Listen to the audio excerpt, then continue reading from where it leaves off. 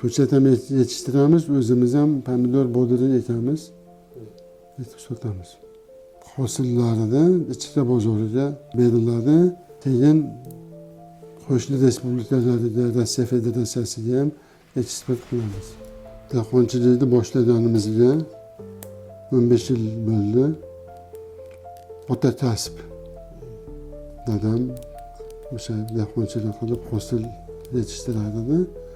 Men bozorga borib sotardim. O'sha sotib keyin shu teplitsa sohasiga qiziqdik. Bu payti teplitsalar oddiy bo'lardi.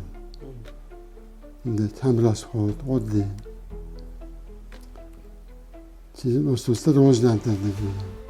Mana qo'shni O'zbekistonga borib o'rganib kelib. Biz boshlagan vaqtlar o'sha rivojlanmagan edi. Teplitsa sohasi. Keyin shu O'zbekistonga borib kelib o'rganib rivojlantirdik.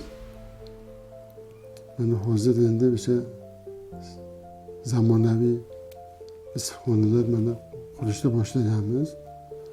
Xudo xolasa shu 1-2 oyda ishlab bitirib ishga tushiramiz.